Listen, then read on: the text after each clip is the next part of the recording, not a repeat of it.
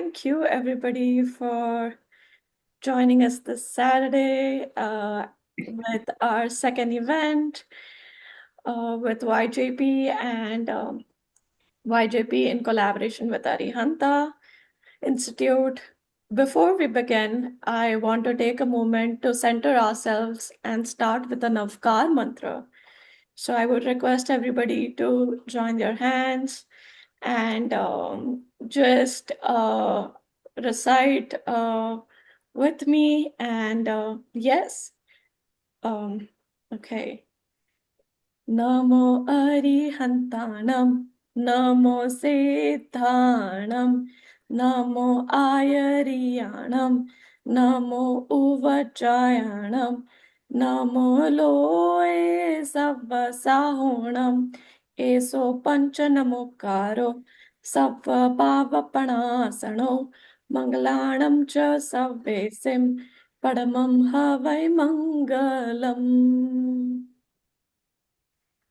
I hope everybody is now ready to begin with our session. And thank you so much for joining us this Saturday. A quick note, as always, we want this session to be meaningful, thoughtful, and reflective and interactive. If you have questions, please feel free to drop them in the chat at any point and we'll address them during the Q&A. Okay. Quickly to begin with our quick introductions about YJP and Arihanta. Young Jain Professionals is a non-profit organization under JAINA, focusing on connecting and empowering Jain professionals across North America. Our mission is to promote Jain values while building a strong professional and personal community through events, learning, and swadhyay like these in a self-study in a modern and a practical context. And with our good and our continued collaboration with Arihanta Institute, we are honored to partner with them, who is also a nonprofit dedicated to sharing Jain philosophy, culture, and ethics through accessible and high-quality education. Their work focuses on applying principles like ahimsa and karuna to today's professional and personal lives.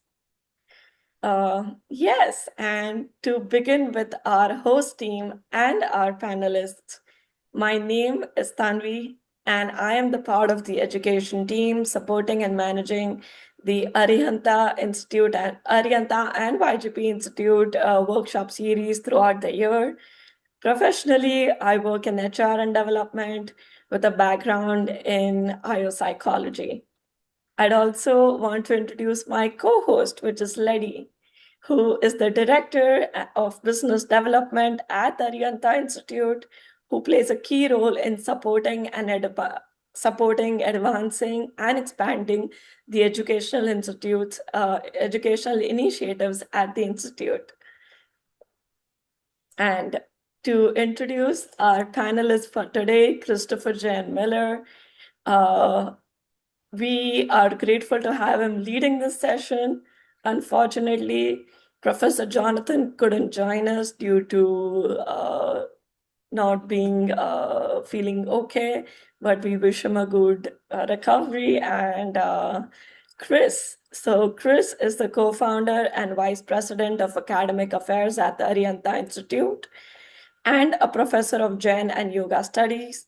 His work focuses on applying Jain philosophy to the real world contexts, especially leadership, ethics, and social impact. And thank you so much, everyone. I hand it over to Ledi and Chris.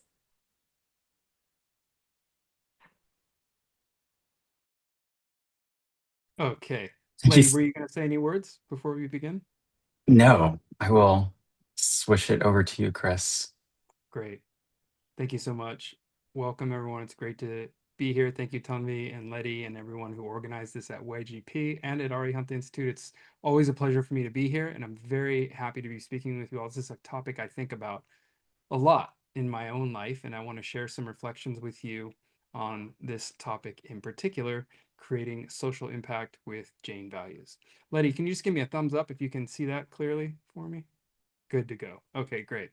So here we are. My colleague, Professor Jonathan Dickstein, unfortunately, he's had the flu, and I'm going to take the lead on this presentation, and I really look forward to the discussion as well. Just like last time, we had such a fruitful discussion, and I look forward to having that discussion with you all and also learning from how you all create social impact with Jain Values. So these are the things I want to think about. And I want us to think about how we can be the change we wish to see in the world, first of all, because this is where we can start.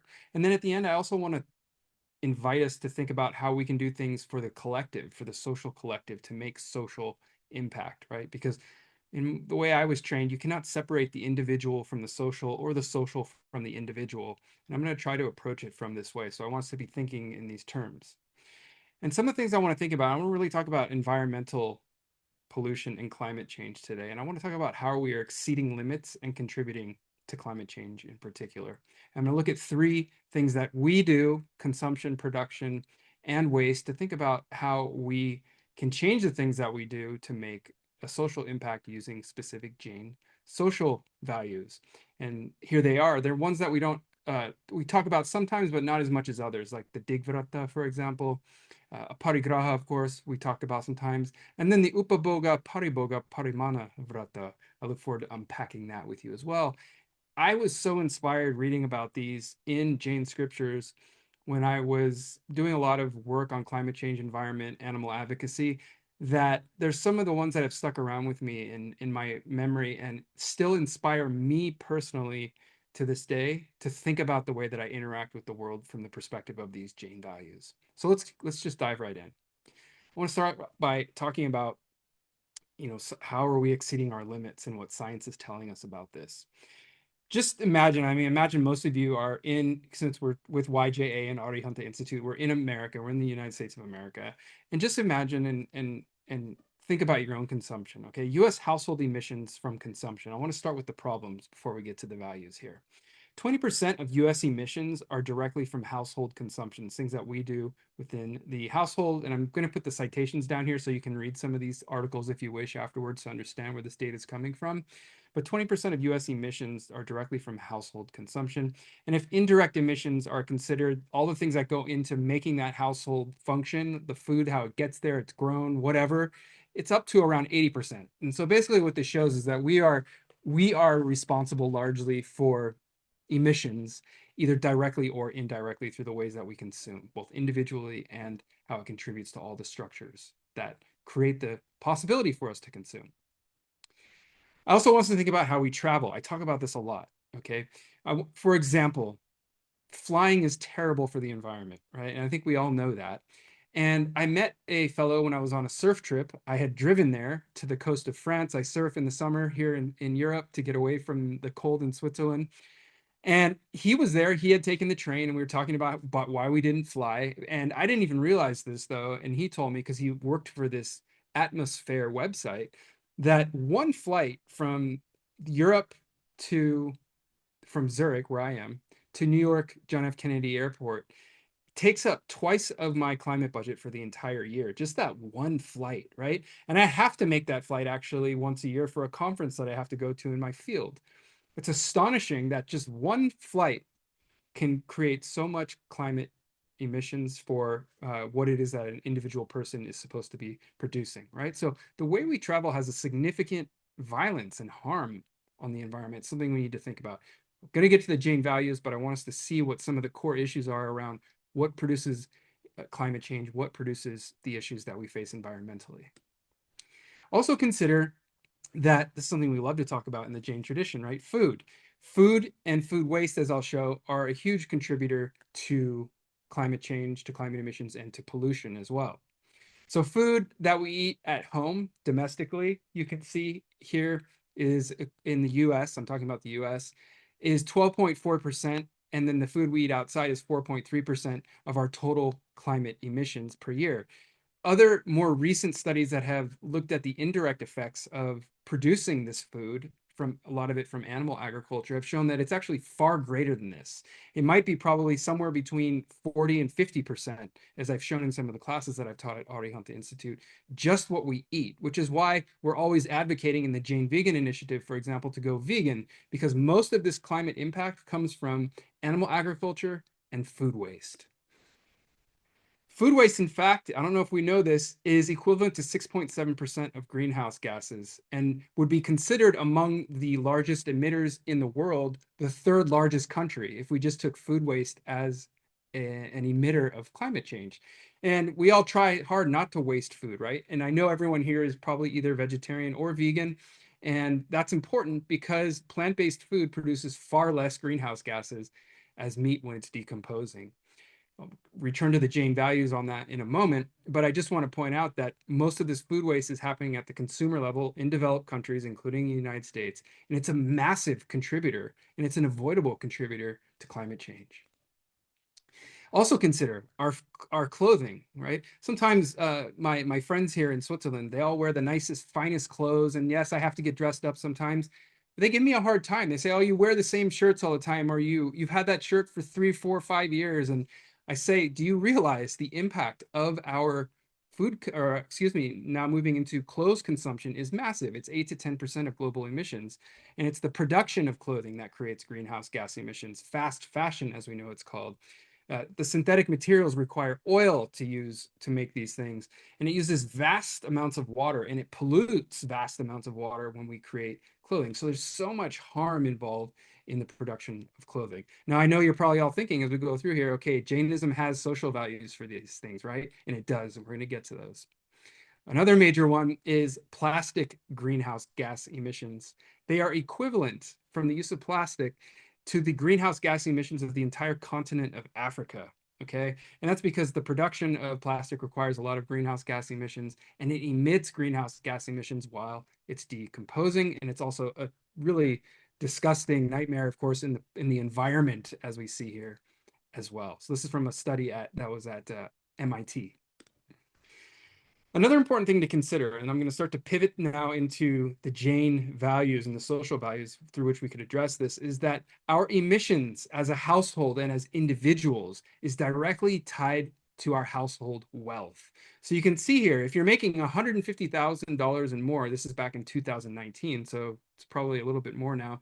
But as you're making this much money, 150,000 or more, for example, and I know there's a lot of wealthy people in the Jain community, your emissions in tons tend to increase far, far, far beyond those who make less money, right? And the reason is primarily because we consume more, we fly more, we travel more, we eat more fancy things, we are able to buy more things, and therefore it contributes to the overall emissions. So I want to point out that there's a direct connection between our wealth and the emissions that we create. Now, that's not inevitable, but it's statistically that's what is being shown in this study from pbs.org, which is Song et al. I can send anyone these references if anybody wants them, by the way.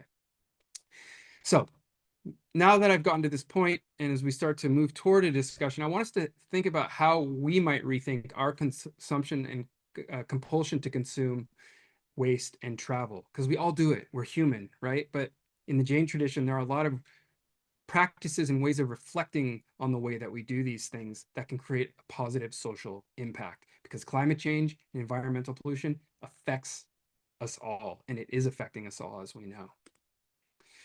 Okay, so now let me dive into what is maybe one of the more obvious approaches to this from the Jain tradition, into these Jain values that we all know and share and know can have a significant social impact. Aparigraha, right? And I'll put the etymology of the words here too in Sanskrit if you want to look at them. I won't go through it in detail, but I just want to show you that aparigraha in the Tattvartha Sutra is noted to mean that it's a failure. It's our failure to stay within the set limits of ownership, right? In the Purushartha Siddhupaya, Amrita Chanda says that parigraha, the opposite, right? The consumption without the A at the beginning, is delusion, which is developing acquisitive egotism or mineness. And we know that in spiritual practice in general, in yoga and other traditions, and in the Jain tradition, the purpose of what we're trying to do from a spiritual perspective is to eliminate our ego. And when we're developing acquisitive egotism, because we are greedy and consumptive, we see in the Jain tradition that's considered something we want to get rid of. Mindness, it's a delusion. Mamatva, as you see here in Sanskrit. So again, Tattvartha Sutra says it's a failure to stay within set limits of ownership. For example, Jain traditions in general, if you read the medieval texts written for householders, actually agree to limit the following things. Okay, so this is coming out of Jain texts. And so these are Jain principles. Limiting one's land and real estate, not buying too much land, not buying too much real estate, not buying more than you need. Limiting your furniture, your clothing and consumables. Limiting certain kinds of food, as we know, the abhakshas, the things that we should not consume. Limiting the wealth, the amount of wealth that we have, and even limiting, as we talked about in the last event we had with YJP, the kinds of work that we do, right? It should all be grounded in vows of nonviolence, non-harming, compassion, and so forth. And these themselves are vows that we take to limit these kinds of ownership. Because again, it's tied in with emissions, it's tied in with pollution. Now, here's a really interesting vrata that I read about years ago when I was preparing a course on the Jain tradition. And that is the Upabhoga, Paribhoga, Parimana Vrata. Let's unpack it really quickly because it's an important one. And I hardly ever, if ever, hear it discussed when I'm in Jain circles. And I think it's an important one for us to all take away from this talk because it really is a vow within the vow to limit ownership, a parigraha being a guiding principle, very particular things for householders in particular. So this is not for ascetics. This is for us, right? Us shoppers, the consumers, the people who are in the stores. And these could have a tremendous social impact if we all adopted them into our lives. Okay, so the Upabhoga Vrata, let me start with the first one there, is limiting, and it's a vow to put a circumference around parimana, a boundary around things that we routinely consume, like food. These are coming from Jain texts. Bathing, overbathing. Some people like to take 2 showers a day, just take 1 a day. Consumables, anything that we can consume routinely, plastics, throwaway forks, straws, all the things that are put in front of us, plastic bags every day. It's speaking directly to that. And it's recognizing from a Jain perspective that that is a part of the possessiveness that we're trying to destroy, right? Within ourselves. We're trying to get rid of this acquisitiveness. And so this Upabhoga Vrata, the putting the boundaries around the types of things that we consume on a regular basis is important because it has a significant impact on the impact we create in the world. The Jain tradition has a name for it. Look at this. It's amazing that this is in a Jain scripture, even before modern times when it wasn't destroying the environment like it is today. Okay. The second part of this is the Paribhoga Vrata. And this is things that are used repeatedly, like our house, our furniture, our clothing that I mentioned before, although today clothing goes much faster than it used to, our vehicles, all the things that we buy and consume, but tend to last a while, right? And what this is saying, the Paribhoga Vrata, is that you're going to enjoy it many times. You're going to use it more than once. And it's something that you only need a certain amount of. How many houses do you need? How much furniture and what kind of furniture do you need? How much clothing do you need? Again, I go to the joke of some of my friends here in Zurich saying, hey, put on a new shirt, and I'm like, this shirt still looks nice, right? Vehicles, how many cars do we need? And I'll tell you, some of my friends have more than one vehicle, okay? These are things that we use and own, but we only need a certain amount of to get by, right? There's enough for all of us to have, but we don't need more than a certain amount. Okay, so I find this, and I found this when reading it in Jain scriptures to be very inspiring as a guiding principle for how to create positive social impact. The next one, with regard to all the travel harm that I mentioned before, especially with regard to the climate, is the Digvrata. This is one that circumscribes limits around how much we travel. It's taken by ascetics, but also by advanced householders as well. It acknowledges that all travel inevitably causes harm, and we know that. I was just reading a paper in another field called critical animal studies today. Wonderful paper with some colleagues who I work with here at the University of Basel. And this paper was all about the harm we don't think about when we're driving our car, and all the billions of living creatures, from our perspective, of jivas that are killed every year simply from driving, not on purpose, but just because of we do this movement. And so what this is acknowledging, this vrata, is that any movement, any travel inevitably causes some harm, and so we should limit it as much as possible. Right? It calls into question careless movement. Do I need to drive there? Can I walk instead or ride my bike? And it asks if there are more sustainable ways of traveling. For example, taking the bus here in Europe is great. They have buses that will drive all the way to the coast of France in 2 or 3 days, very comfy buses with movies and whatnot. And it's far more sustainable to take one of those than take a flight, for example, to the coast to go surfing. So going back to what I was talking about with my friend, it's very much in line with the Jain way of life.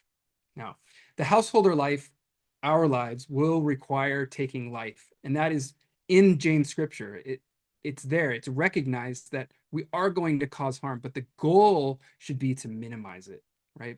So we should try to incorporate these things, these vratas that I've briefly shown you here, and try to incorporate them into our lives to minimize the harm that we cause individually, inspire others to do the same, as the Jain tradition has inspired me so much in my own life.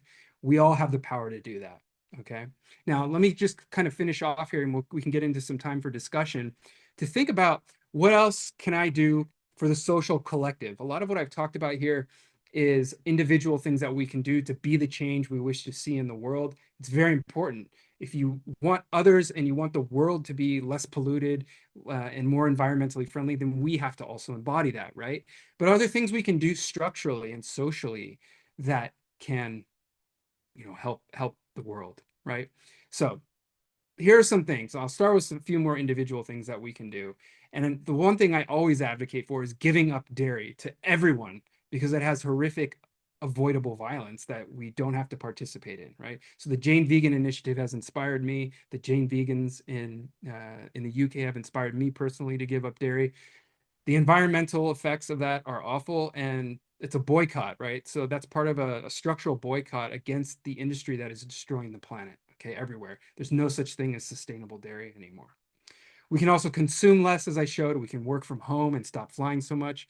But also, in addition to being the change in this manner, I also would like to advocate that to create positive social impact, we can vote for politicians who resonate with the Jain values I just mentioned. And of course, with nonviolence and compassion, two of the core foundational values, in addition to what I just mentioned, that are really at the foundation of the entire tradition, right? Are there politicians advocating for violence? And even if they're saying they're not going to go to war, are they going to war? That is hypocrisy, right? And we're seeing it happen right now. That's not Jain values. Also, vote to do other things with these politicians. Vote to subsidize healthy plant foods, right?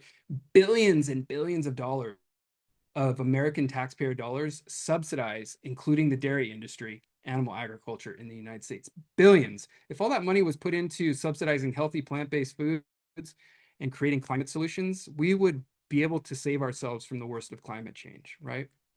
Vote for new renewable energy as well. There's a lot of difficulty with making this transition to renewable energy. Vote to end animal agriculture, to structurally get it out of the world. We don't need it, right? We can survive just on plants, and we can thrive just on plants. Also, from the Jain perspective, I know a lot of us are thinking about investing. We can invest in climate-friendly companies. And I know that there are Jain groups that are creating friendly investment funds for investing in environmentally and climate and animal-friendly companies that don't harm any of those things to any extent, or at least to a very minimal extent compared to other companies who produce weapons, who produce oil, who produce all the things that are destroying the planet. Okay, and then the final thing is donate to organizations and politicians who resonate with Jain values. They're already making a social impact. And we are seeing some incredible leadership. I mean, I watch from over the Atlantic over here, but I watch the American news. I see these politicians who are rising up and making people's lives better on the ground. People who normally could barely get by paycheck to paycheck are now receiving support from the government in ways that are socially just, right? And really resonate with Jain values of dana, of giving, and of also a parigraha, and of limiting one's own wealth. Okay, so this is all making a social impact. Now I'm going to stop here, as I know we did last time, because we want to have a discussion. But I think there's so much that we can do with the Jain tradition and Jain values to create social impact by embodying them ourselves and inspiring others to do so, and voting for our governments to, put them into practice as well. So I'll stop there. I'll stop sharing, and I thank you all so much for your attention on Saturday. Well, thank you, Chris. That was wonderful to go through all of that. I feel like you covered so much ground in such a short amount of time, and really pulled together a lot of really actionable ways that we can all be reducing the amount of uh, violence and just being more conscious with how we're living our day-to-day lives. I have a few questions that were submitted with the registration form that I want uh, to ask you first. But for anyone in the audience that has any questions for Chris regarding today's topic of how to make social impact using Jain values, please just enter it into the chat and we'll be sure to include that in our Q&A discussion. So the first question we have is, what are some positive ways to talk about vegetarianism and veganism to fellow Americans?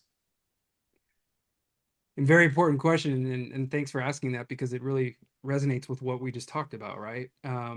It's one of the solutions. It's one of the ways we can be the change in the world. And giving up anything that comes from animals is really where we have to go. That's what the IPCC has told us. And so vegetarian and veganism are the steps towards doing that.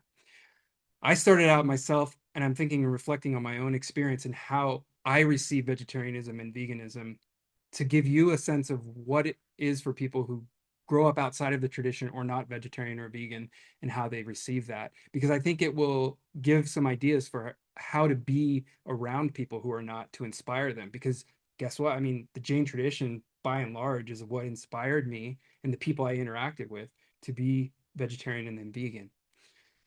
And it's a step-by-step process. It was for me, at least, right? So I ate everything growing up, right? Fast food, every restaurant, hamburgers, steaks, everything, and I didn't even think about it. And if somebody told me that someone was a vegetarian or a vegan, I would make fun of them, right? I didn't realize why. And it wasn't until I studied the Jain tradition that I realized, oh wait, no, there are people in the world who think that nonviolence is an option. And one of the ways that they exercise that symbolically and in practice is by not eating anything that comes from animals, starting with meat. And that was so inspiring to me. And still, I didn't become vegetarian right away. My first at KPMG, when I worked at KPMG, the accounting firm, in the audit, my first senior manager, or my first senior, was a vegetarian, and she was a Jain. And we would go to lunch, and she always inspired me and showed me how to pick things properly. She got me experimenting with vegetarianism, and she didn't apply pressure. She never told me, hey, Chris, you should be, or you should consider this. She just ate in front of me every day. And that is, I think, one of the things I want to emphasize, especially in a professional workplace, because that was taking place within a professional workplace. And we had a lot of other coworkers around us who were not vegetarian. Everybody was watching her. Everybody knew. And not everybody became vegetarian. I eventually did. But just by being in the same room as somebody else who's doing that, I can tell you it's already getting the people at the table to think about what they're eating and what's on their plate. And so for that, and I know that that is difficult. It's difficult for vegans as well. I know how difficult it is to be in a social space where you want to inspire others to eat less violently, and yet it's so hard because it can be so judgmental. People can immediately respond and react in harsh ways, or just make fun, or whatever they do. But I think being consistent and being, which I know you all are, and being in front of people on a consistent basis and talking about it when people ask, is already making more of an impact than you even realize. And we have to remember that. We really have to remember that, especially in professional settings, that your presence is doing the work already. So do not underestimate that. That's what I would say. And then if people want to get into a discussion, you can present the evidence, the things I talked about here, and the other things that you know about the harms of animal agriculture at large, right? Factory farming and everything. Yeah. Absolutely. So something that I've encountered a lot uh, in the US is that when people first hear that I'm not eating meat, people will often ask, "Oh, why not?" And I think they're usually looking for a pretty quick answer of just like because of animal cruelty, because of climate change. They're looking for something really quick. Do you feel like you have advice on what a good quick answer is that is inspiring and explains your position well? Yeah, you know what I usually say, my response to that question, thanks, Letty, is usually all of the above reasons that you probably already know. I say that to people because people know, right? They know there's cruelty. They know that the environment gets polluted. Not everyone does, but a lot of people do, right? They also, a lot of them might even know that it's better for their health. So I usually say I do it for all of the above, and I kind of joke a little bit to make it lighthearted, but because I don't want them to feel like I'm pushing them in a direction, even though I am. But I say, you know, it's for all the above. It's for animals, the environment, and for my own health, and for the future of our, you know, our children and the planet. And that can then lead in a lot of directions, that answer, because as we all know, then people will often come back with, and this is something I research both within and outside the Jain community that I've published on, there's a lot of cognitive dissonance alleviation strategies that emerge because once people realize that something they're doing is causing harm, they have to come up with a strategy to kind of alleviate the discomfort. And so then you'll hear excuses, you'll hear different things that you have to be prepared for. And there are a lot of ways to prepare yourself for that. There are a lot of myths busted websites for animal agriculture, right? All the things you will hear from someone and how you can respond effectively. There are many of these things. And I can just tell you that after being in the animal advocacy world, after studying anti-vegan and anti-vegetarian psychology for so long as part of the work that I do, the questions that I hear are starting to become routine from people. And my response is becoming routine as well. It didn't used to be that way. I used to sit stumped like, oh wait, maybe they have a point, you know? But somewhere in my heart, I knew that the responses I was getting, the excuses and all that, somehow I knew that there was something not quite right there. And sure enough, as I dug deeper into the psychological literature and other things, it was the case, right? So that was a long answer to your question, but that's what often happens after that question is you start to get all the excuses coming from whoever you're talking to. Absolutely. I'm pretty familiar with that as well. Um, I'm going to jump over to a question in the chat just because it's relevant to what we're already speaking about. What are some positive ways to talk about veganism to Jains who have the opportunity to champion living with better ahimsa to our planet? Yeah, that's from Mayur. Thank you, Mayur. This is a really good Yes. question too. It's one that like is discussed a lot in the Jain Vegan Initiative. It's also discussed in a lot of the classes that I teach, Professor Dickstein and Bohannic teach when we have people in the classroom who are vegetarian or meat eaters, because there are a lot. You cannot just come at people and ask them to change. It doesn't work psychologically. It won't work. And so within the community specifically, one of the things that's important to keep in mind is that the word vegan, I think, is a scary word for a lot of people, whether they're Jain or not. And I say that because of the psychological literature that I've read. Both meat eaters and vegetarians, according to psychology, are anti-vegan. Not everyone. I'm not saying that they all are, but there's a tendency that that word, if you label something with that word or you claim that word, it can scare people away, right?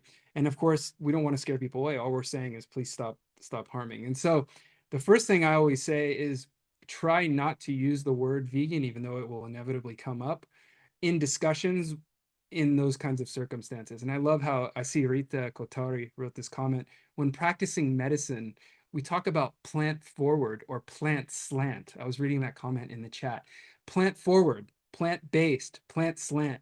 I love that because by leaving the word vegan out, you are already not causing discomfort in the person that you're talking to within the Jain community specifically, right? And I often focus, as Rita has mentioned here, I focus on either using words like plant-based or just saying give up dairy. Don't become vegan, just give up dairy because dairy is extremely violent. No matter where it's coming from, it's extremely violent. There is no nonviolent dairy anywhere, even though a lot of people claim that there isn't. Okay, and so using the word dairy, plant-based, plant forward. I love the plant slant. Those kinds of things I recommend doing a lot. And that is based again on research and psychology that I have used in my own research and publications before, which says that among social groups, and some vegans may already know this, it's been statistically shown that vegans are the most socially despised and discriminated against before a lot of other social groups, except for drug addicts. Drug addicts were the only social group. And I'm talking about people of color, gay people, transgender people. They receive, according to the psychological study, they're less despised than vegans. Okay, so imagine that. It's a pretty remarkable thing that human psychology despises vegans so much. And so I'm putting that out there because if psychology shows that to be the case, and we want to do good advocacy, I think the vegan word, the V word, as a starting point isn't always effective because it tends to scare people away. Even if they won't admit it to your face, they have that within them because it's part of the human condition, apparently, according to psychology. Yeah. Thanks, Mayur. Thank you for that, Chris. And thank you, Mayor, for the question.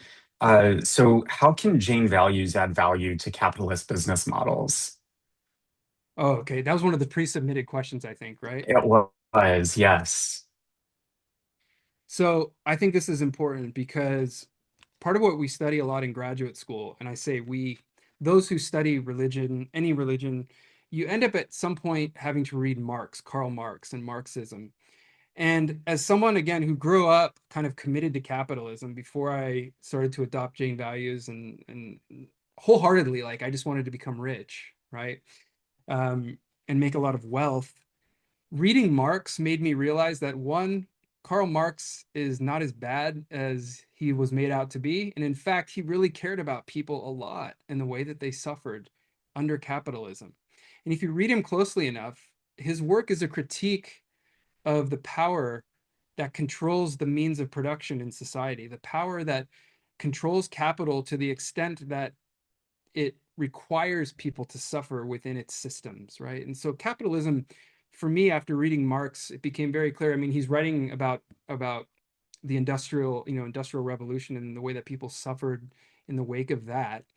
And it's happening all the way into this day. Like when you read stuff that he's written in the 19th century, it's very clear that things have only gotten kind of like worse in a lot of ways, especially in the environment, but also for people.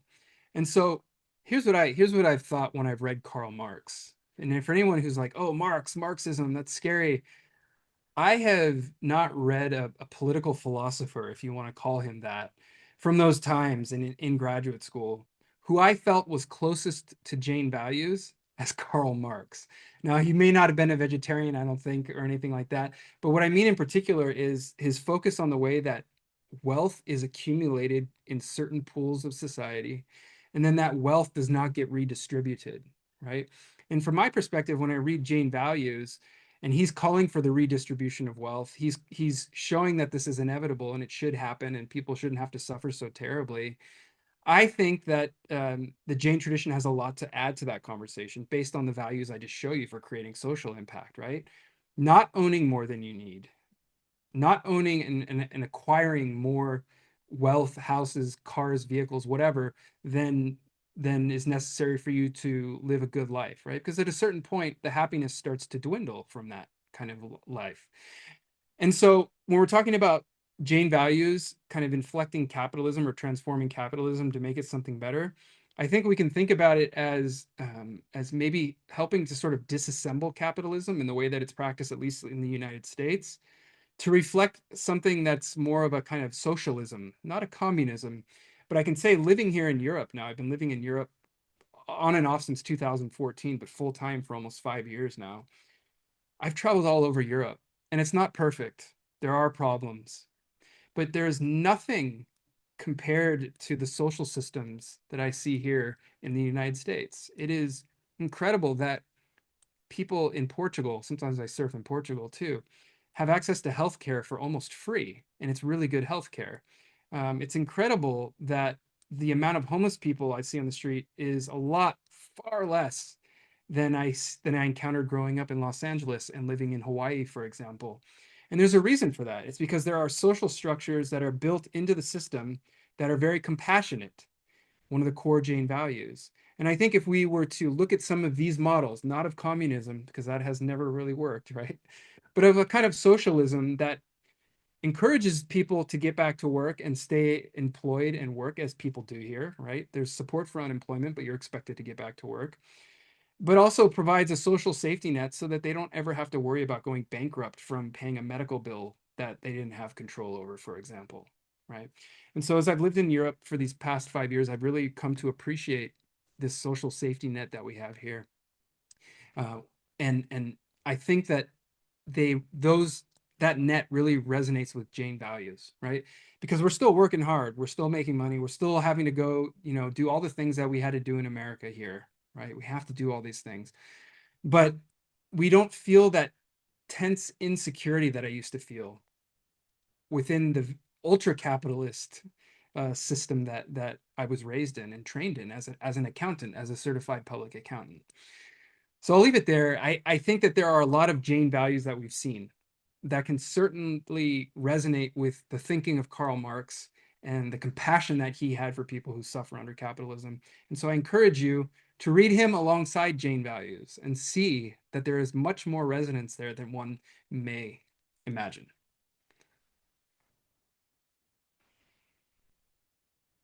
Thank you. We have about 6 more minutes. We can probably bleed in a little bit to the closing after for questions, but uh, one of the last pre-submitted question was, how can we practice Anekantavad in this current time when it is most needed? It's a big I was hoping question. you would get to that. Yeah, I was hoping you would get to that, right? Well, first of all, say that next weekend on Saturday and Sunday, we have a full conference on Anekantavada here at Arihanta Institute. I welcome all of you to register for that. I don't know if Letty has the link. He can drop it in the chat if you have it, Letty.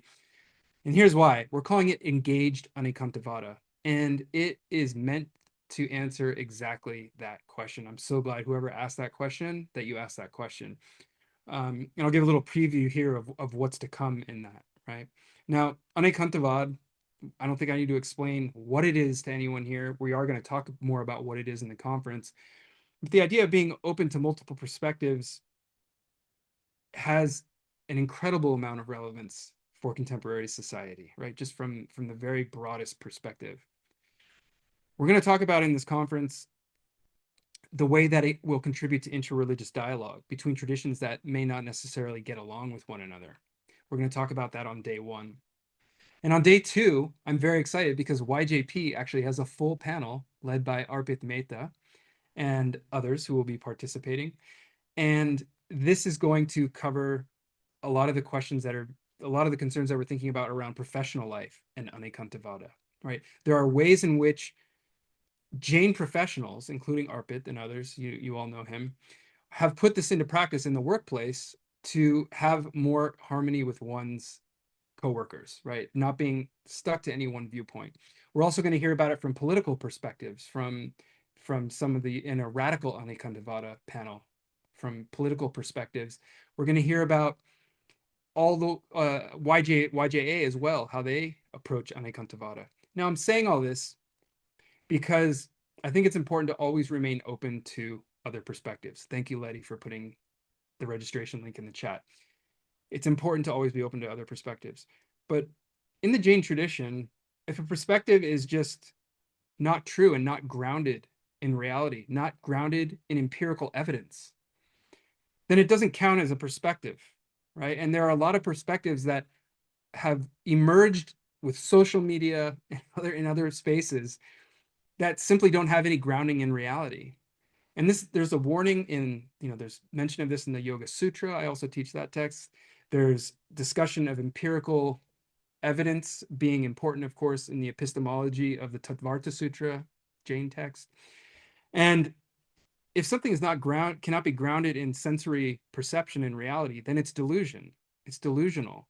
It's karmically unbeneficial.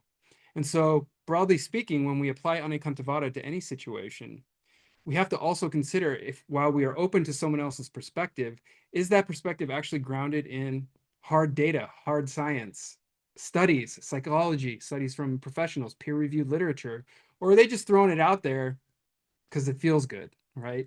And sometimes what feels good to people can actually be socially destructive. It can actually destroy a business. It can, we don't want to always just go from our gut, although sometimes we do and we have to.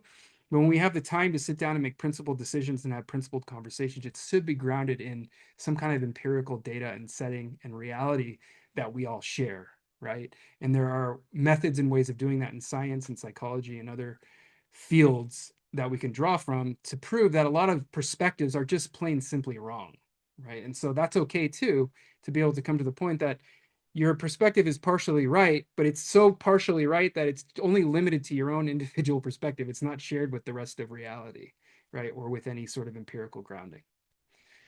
We'll answer these questions in much more detail in the conference, but I was glad that question was asked because it's happening next weekend and I invite you all to attend and participate in the conversation.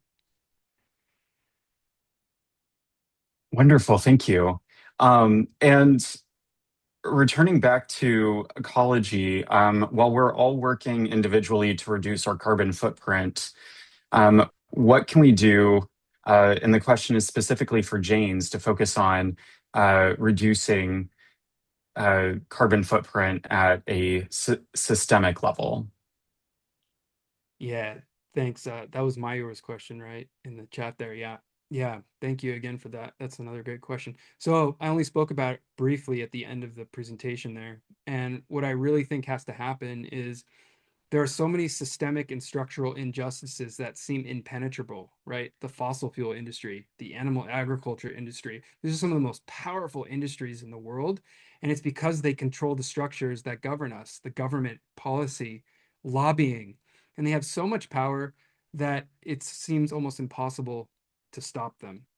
And what do we do to change things at the systemic level? There are a number of ways that animal activists, for example, and advocates try to do this for animals in animal agriculture. I'll give this as one example. Become a lawyer, get involved in law and the shaping of policy. Nirva Patel is an incredible member of the Jain community who many of you probably know, who was one of the executive producers of the movie Game Changers and has contributed so much to the conversation around animal law in the United States. Animals suffer in the United States, yes, because people eat them and people should stop eating them, but also because there are systems in place that keep those animal agriculture industries in place and protected from any change. How do I know this? Right before I came into this conversation with you all, I've been watching and following something that many of you may be aware of, and that is the Ridgeland Farms rescue that's happening in Wisconsin right now. 2,000 beagles, dogs, who are used for animal testing are locked up in a prison in Wisconsin where they are routinely abused and then killed after being used for animal testing. Now, I know Jains and Jain scholars who are there trying to break in right now into Ridgeland Farms. I'm not telling any of you have to do this. And they're trying to get through. And guess what's standing between them and saving puppies that are being tortured to death? Guess what? We're talking about puppies. We're not even talking about animals that people eat in the United States, right? The police, the sheriff, that's what's standing in between them. They're spraying them with tear gas and pepper spray because these people want to go in and rescue the animals. And I tell you all that because I'm sure Mayur is aware that there are systems and structures in place that we have voted in and have allowed to come into policy, into legal policy through politicians, through lobbying, that have not been overthrown. And so I'm not advocating that you go and do violence and all that, but I'll tell you, I know that there are some Jains and Jain professors there right now on the ground. You can go on Instagram after this and look it up. They're streaming it live. And those people are basically confronted with exactly the systems that Mayur is pointing out. And so we have to raise awareness that these systems exist, that they are blocking any sort of practical progression with climate change, with environmental pollution, with animal agriculture, with animal advocacy. And in order to change them, one of the powers and one of the tools that we do have at our disposal, of course, is our vote. Okay, that's a nonviolent way to say, this is not my Jain value. I vote for politicians who don't support this. Because right now, the US and other countries as well are flooded with people who defend animal agriculture, and which is just, of course, terrible for the animals, terrible for the planet, terrible for our health. So I can go into more detail on my order, but I know we're coming to an end, Letty, so I'm going to stop it there and turn it over to you. But I think challenging these structures through the nonviolent means that we have is the way to go, right? And I can tell you, I saw in that rescue that's happening literally right now as I'm speaking to you right now in Wisconsin, it's a nonviolent rescue. When the police showed up, everybody just raised their hands and said, "We're just trying to rescue the dogs. Please let us in." And the cops started shooting them with tear gas and rubber bullets and all these things. These are the structures that need to change for there to be positive social change, to move towards what Marx was pointing towards, not communism. I'm not advocating for communism, but something more just and less harmful for humans, animals, and the environment. Thanks. Thank you. And we unfortunately have to end the Q&A session now, but I want to thank everyone for joining today and also for contributing these great questions. And I apologize to anyone who was not able to get their question answered today, but I do want to invite you to join us next time for our next talk with Arihanta Institute faculty. The date is still TBD, but we will share that information shortly. I also want to invite everyone to follow or continue your studies of this or exploration of this topic. We have a course on our website called Interreligious Approaches to Compassion and Action. And we're offering 50% off for YJP members, and this code is good for the rest of the year. And we'll send that information in a follow-up email. We also have some contact information here if you want to get in touch with us. And with that, I will hand it back over to Tanvi. Yes, thank you so much, everyone. Thank you so much, Chris and Lady, for leading this wonderful session and this particular Q&A session. Yes, and it was such an like a thoughtful session for me as well, to make me reflect on what kind of industry that I'm working on and what change am I making and what kind of people around I'm with and how to present myself as a better Jain. So I think this was much more impactful and really good start to the Saturday. Yes, thank you so much, everyone, for for giving your time on Saturday. We have our next session scheduled soon, and we will have you all updated through our email channels and WhatsApp blasts. I encourage everybody to join the YJP education group as well, and also to get involved into the initiatives and conferences by Arihanta Institute as well. Thank you, everybody. I think that's all from me, and we have a good, wonderful Saturday. We have the chat link in the chat as well for the YJP education group too. Thank you, everyone. Take care. Oh. Yes.